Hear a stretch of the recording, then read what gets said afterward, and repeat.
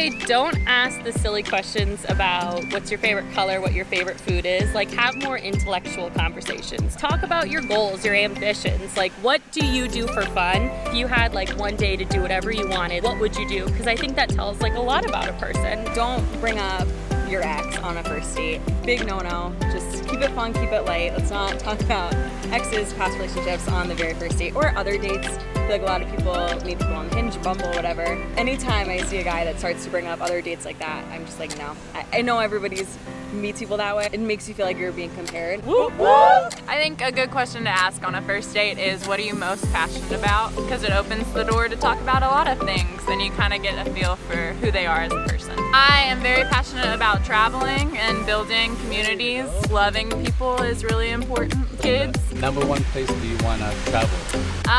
Norway and Bali, Oh, probably. I want to go to Norway. Yeah, Norway would be great. I don't care how bad the conversation's going, don't ever ask, so what do you want to talk about now? Because it just makes it so much worse and so much more awkward. So just trying to come up with anything but that. I think one of the best questions to ask on a first date is either your top 3 favorite songs or like your favorite band or something like that. And I love music, so that's definitely a question that I ask. If you don't like country, you're out. A really bad question that you should never ask is, what is your body count? Plain and simple. Don't ask it. It just doesn't matter, and I think it puts a lot of pressure on the person that you're asking.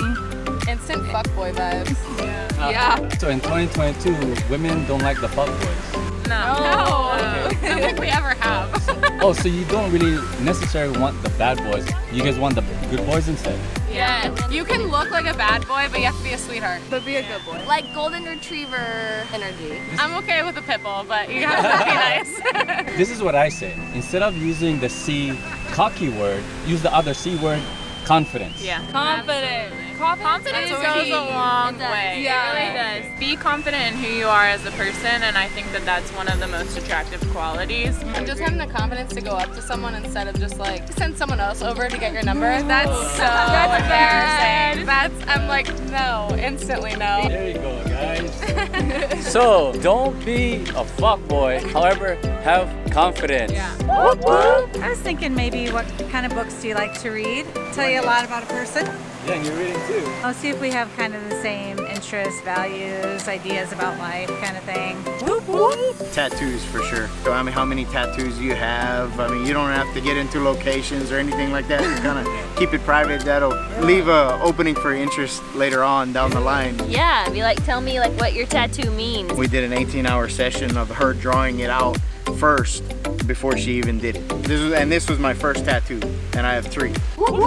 I mean, it all depends on the environment and the atmosphere and who you're talking to. So when you get that feeling, you know what questions to ask. That's how you keep it going, my man. Probably I would say, what do you do for fun? What do you do? I like surfing, kayaking, hiking, yoga. Good vibes on. Yes, good vibes only, no bad days. What do you like to do on a Sunday afternoon?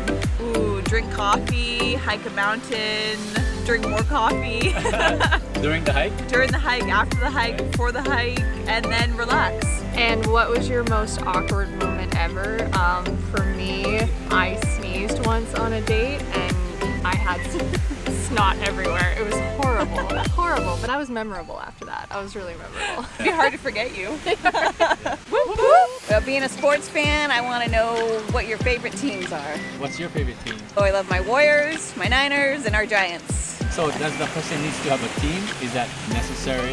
No, but I think it gives me a good idea. Does this person like sports? Because if they don't, then I don't know where it's going to go from there. You have something in common at least. Exactly. Whoop, whoop. The best question to ask would be about like where you get your name from, maybe some questions about your family and background.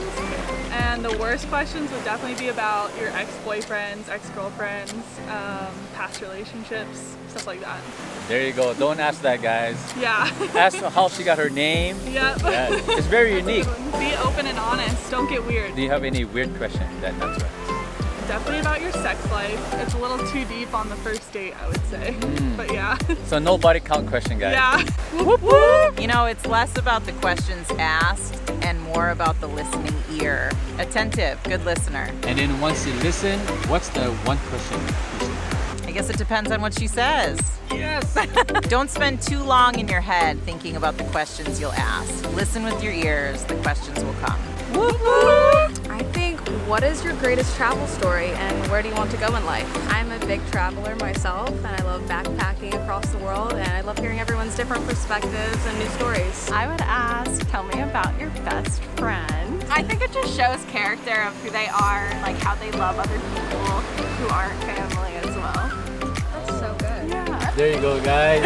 And that's the ending of this video. Please like, share, comment, subscribe, and I'll see you on the next one. Whoop whoop! Guys, don't forget to subscribe right here and more videos right there. Thank you, Landon and Marissa and everyone else. Whoop whoop! Yay! Have a great, wonderful day.